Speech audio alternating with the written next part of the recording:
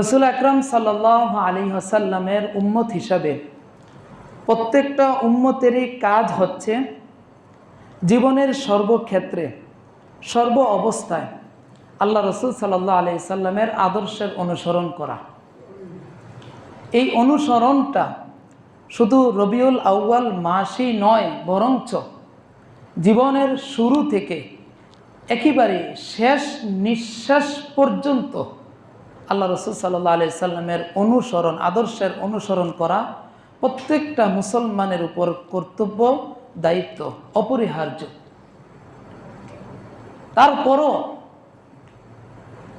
বিশেষ বিশেষ যে মাসগুলো আছে, বিশেষত রবিউল আউয়াল মাস আসলে আমরা সবাইকে এই ব্যাপারটা আরেকটু গুরুত্ব দিতে চাই, যাতে আমরা আল্লাহ রসুল সাল্লাল্লাহু আলাইহি ওয়াসাল্লামের সুন্নতকে অনুসরণ করতে পারি।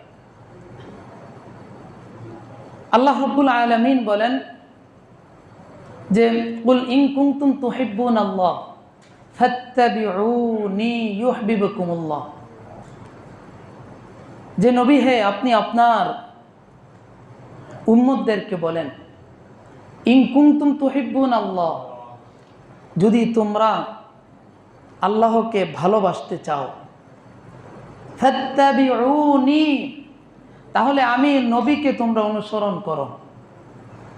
ইউহিব্বুকুমুল্লাহ, আমি নবীকে অনুসরণ করার মাধ্যমেই তোমরা আল্লাহকে ভালোবাসতে পারবে। আল্লাহ রাসূল সাল্লাল্লাহু আলাইহি ওয়াসাল্লাম বলেন মান আহাব্বা সুন্নতি ফাকাদ আহাব্বানি ওয়া মান আহাব্বানি কানা মাই ইলাল জান্নাহ। মান আহাব্বা সুন্নতি ফাকাদ আহাব্বানি। আগের আয়াতে আল্লাহ রাব্বুল আলামিন বলছেন যে আল্লাহকে যদি পেতে চাই তাহলে আল্লাহ রসুলকে অনুসরণ করতে হবে, আল্লাহ রসুলকে ভালোবাসতে হবে। আল্লাহ রসুল বলেন যে আমাকে ভালোবাসার মাধ্যম এটা নয় যে শুধু আমার নাম জপবে, বরঞ্চ মান আহাব্বা সুন্নতি, যে ব্যক্তি আমার সুন্নতকে ভালোবাসবে, ফাকাদ আহাব্বানি, সেই প্রকৃত আমাকে ভালোবাসবে। কাকে? আল্লাহ রসুলকে। আল্লাহ রসুল সাল্লাল্লাহু আলাইহি সাল্লামকে ভালোবাসলে আমাদের কি হবে? আগের আয়াতে আল্লাহ রাব্বুল আলামিন বলছেন যে আল্লাহ রসুলকে ভালোবাসলে, আল্লাহ রসুলকে অনুসরণ করলে আল্লাহকে ভালোবাসা, আল্লাহর ভালোবাসা পাওয়া যাবে। আল্লাহ রসুল বলেন মাইয়া ইলাল জান্নাহ, আমাকে ভালোবাসলে আমার সাথে জান্নাতে থাকা যাবে।